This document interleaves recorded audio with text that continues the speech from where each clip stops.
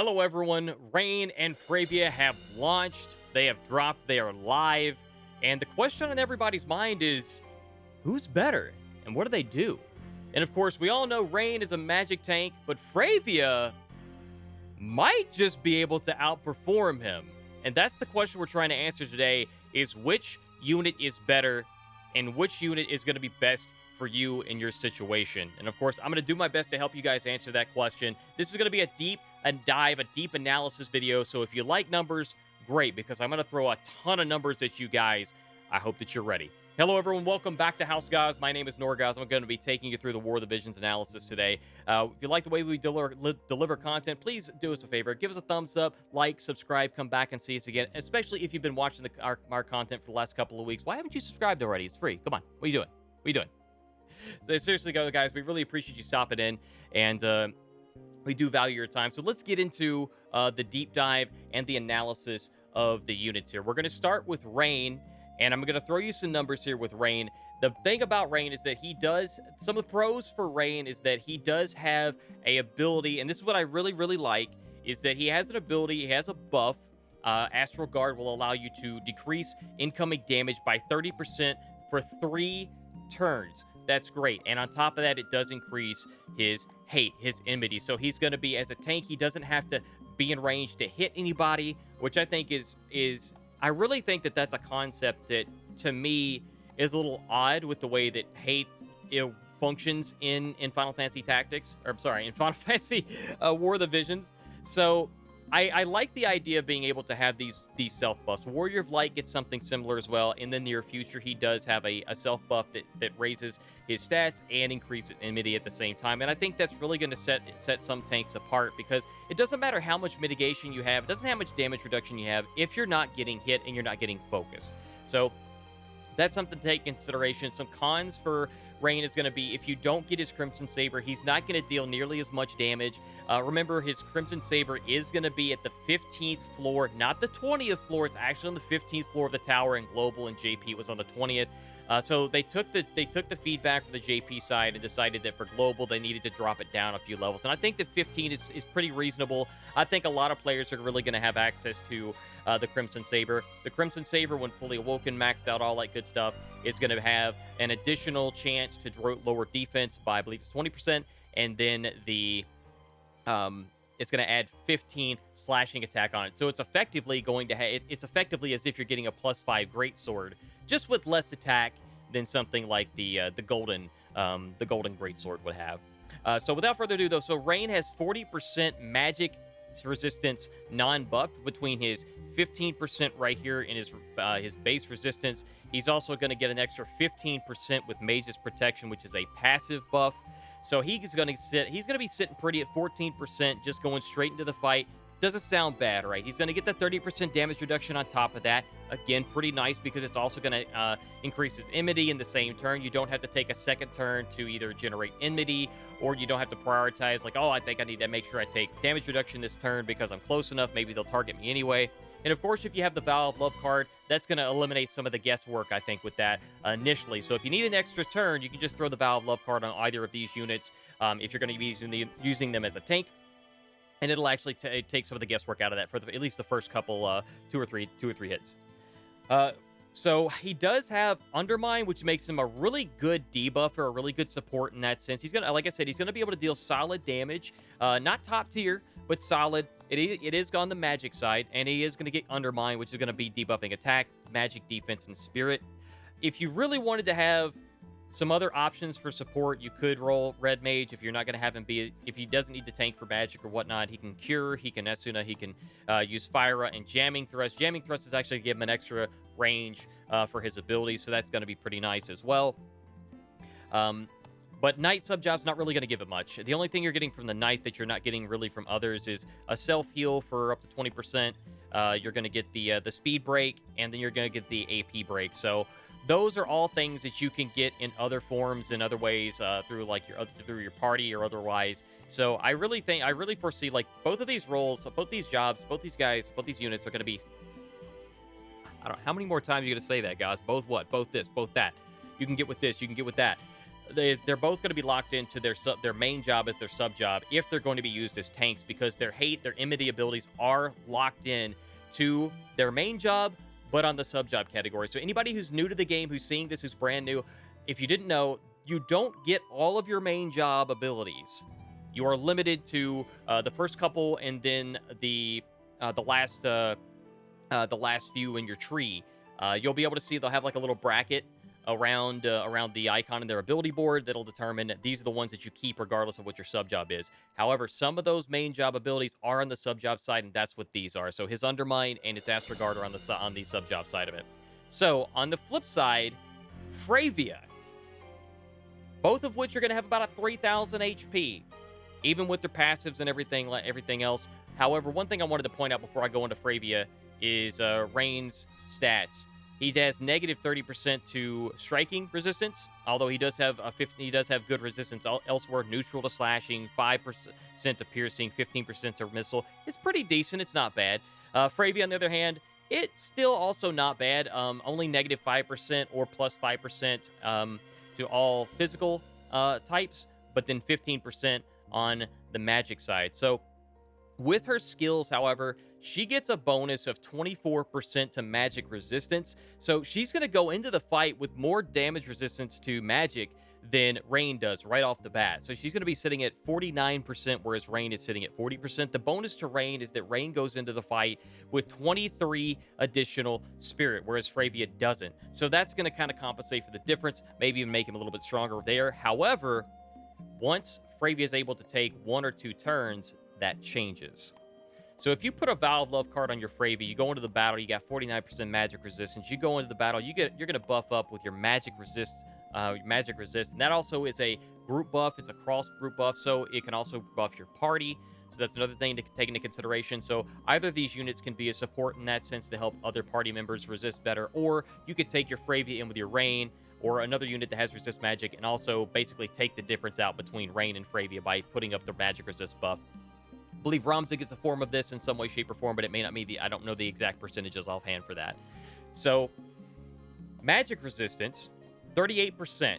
And I may have misspoken. I'm pretty confident Ramza's got a magic resist buff, but I think it's a little bit different than the way that this one works. So, 38% magic resistance on the Spellblade buff here. So she's sitting at 87% magic resistance, fully buffed up, guys. On top of that, she also gets a magic barrier that reduces damage taken. It's a shield for 3 hits by 50%. I'm only giving you guys the max values, by the way. I know that this will show you the minimum and the max values. So between the two, that's how that's going to work out. We're giving you the max values here, just so there's no confusion. She does get Green Mage sub job, so if you wanted to try and give her some debuffs as well, you could do that. However, what I really like here is 2 things. One, the limit burst decreases AP consumption by 20 to 40 for 3 turns, and I believe this is the first.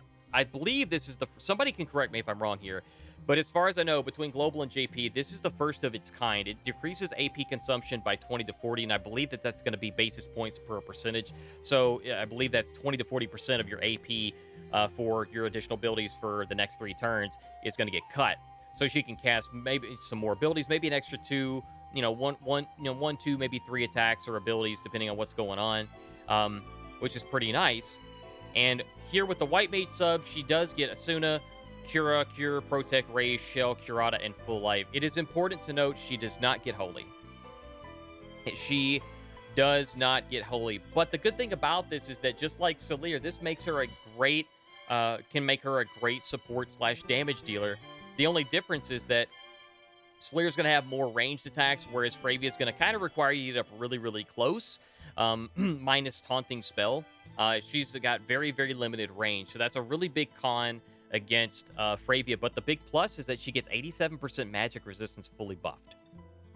Now I'm going to go back for a moment. I'm going to compare the counter abilities, just 2 specifically. Freyvia's magic counter is a 20% chance to reduce damage by 45%. So on top of all that mitigation, she can reduce the damage by 45% if that procs. On the side with Rain, he is a little different. He has a 20% chance to evade with Magic Reflex. So Again, it's going to be what your preference is going to be. Would you rather get hit with, say, 700-800 magic damage, or maybe it's 500-800 magic damage on one side, or would you rather get hit with none? That's assuming that this procs. It's both 20% chance on both sides for those counter passive abilities. So those are the things to take into consideration for both of them. Outside of that, the damaging abilities that both Rain and Fryevia have are somewhat comparable, although Fryevia has got a little bit better high-end damage from like Blizzaga Blade. Rain, on the other hand, has got more range with him being able to cast Fryraga. And at only 30 AP, that's not bad to get 185% modifier out of the deal. And it's got good range. And so he's going to have a little bit more range overall than what Fryevia has. But of course, his attack abilities are going to be somewhat limited. The only thing he can do to compensate for that is he can decrease fire resistance with his Shining Nova Limit Burst. It also does have some decent amount of range with a pretty good pretty big AP cost of 49, but that's not too high for a Limit Burst. Whereas I think Freyvia's 46. Yeah, I was gonna say 46. So those are some things to take into consideration, some takeaways from between the two units. Freyvia's going to have a very good amount of burst damage with Wind Killer on both her Blizzard Blade and Blizzaga Blade. Blizzaga Blade going up to 205% damage modifier. So again, I know I'm kind of shifting back and forth, but I'm trying to do direct comparisons here. Is that so? She has the higher damage potential because she's also in her stats. She's got a 20% magic modifier, whereas I'm not in 20% magic modifier, excuse me, a 20% buff to her magic stat. And then, whereas Rain gets a 15% buff to his HP. So they're both going to be somewhat similar in terms of their HP. It's not going to be a huge difference, but he's going to have a little bit more HP. She's going to have a little bit more raw magic. So I think both are going to be really fun units to have. I think that I think both could complement almost any team, especially if you need someone who can tank magic damage and deal, really good or solid damage, depending on which of the two you're looking at. I think that Fryevia is going to be higher damage overall.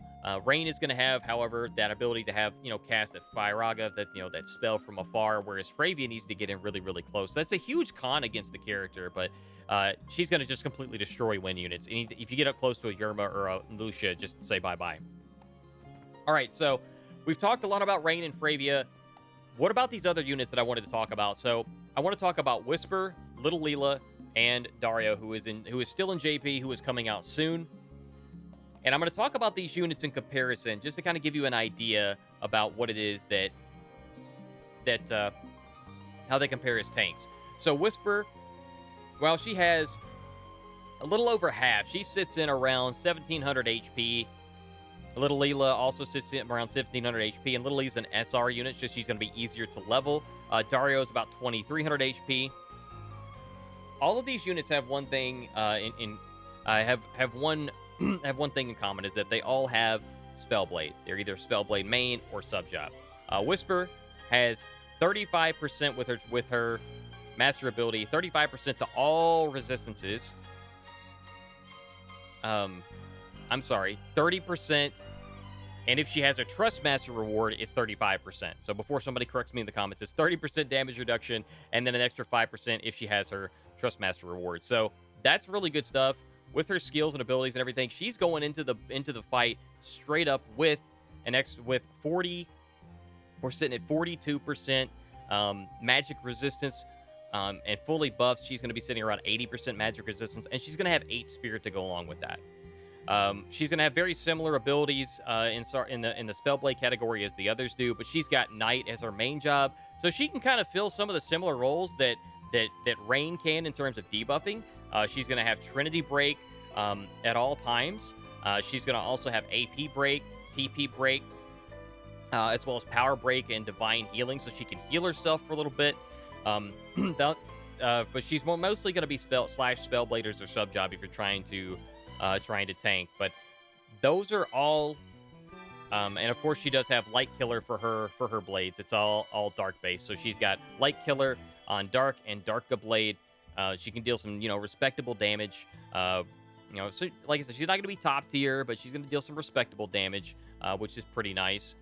Little Leela is going to be really easy to get a hold of, and on her skill tree, she's going to have Spellblade, Knight, White Mage, but she can, also just like Fryevia, she can have White Mage as a sub job.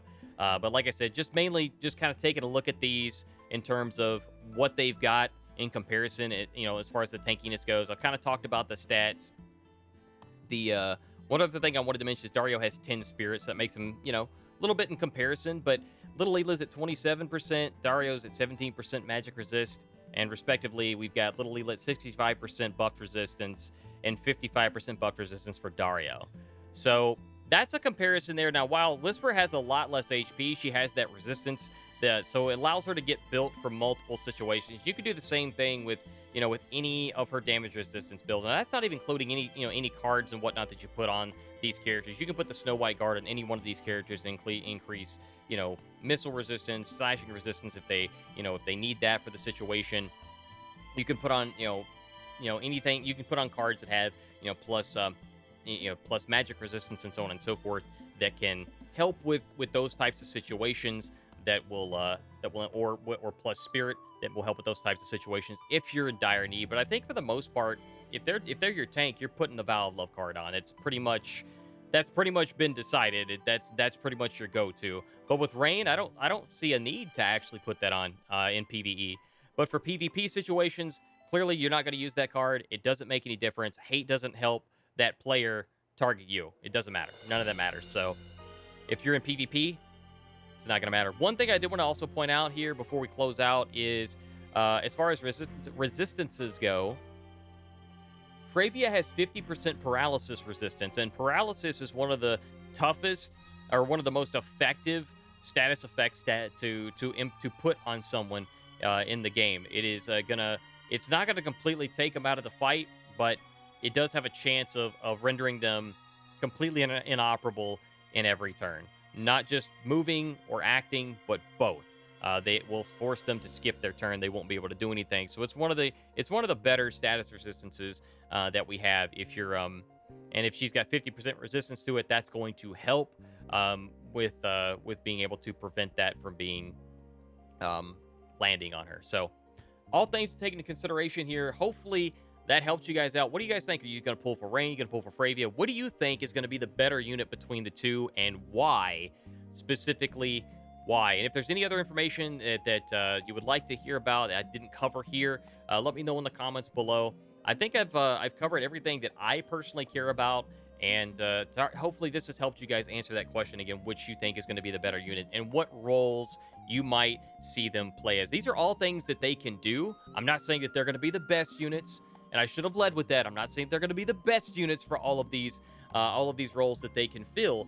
But the beauty about War of the Visions is that it's not just taking the best unit and making it work. You can take a unit that's mediocre to above average and make them great if you do the proper builds. So I don't, and especially when you guys watch, if you ever watch pull videos and you're like, oh, they got the unit that I want. They got the unit. My team needs that. My team sucks because I don't have that particular unit. I wouldn't feel that way. The reason being is that you can take almost any unit in this game and fit them into a role and build a party around that. And each, so that you can have a balanced party. Going into the tower, I'm probably going to be using Y'shtola and Phoebe as my support classes, even though I have Ayaka. I put her on the back burner for a while, and now it's a little too late for me to go ahead and boost her up. So I'm using Y'shtola as and Phoebe in that regard, so that we've got Phoebe for time and White Mage, and then we've got Y'shtola for damage and White Mage as well. So these you can do you can do something similar with Fryevia, and you can do something similar with Rain if you want to have him for debuffs and damage. There's a lot of different things you can do with these characters, and not just these units, but all units in the game. So hopefully that's been beneficial to you. I don't know how many times I'm going to say that before I close out the video, but guys, thank you so much for being here. If you liked the video, please give us a thumbs up. Please subscribe. We're trying to get to 1,000 subscribers as quickly as we can. I do have a short goal of 3,000 in the near future. And then, of course, we have Patreon if you'd like to directly support us, or visit us on twitch.tv /Norgoz, Norg0Z, until I get them to correct the spelling on that, Tuesday through Friday. Thank you guys for stopping by, and I will see you in the next video.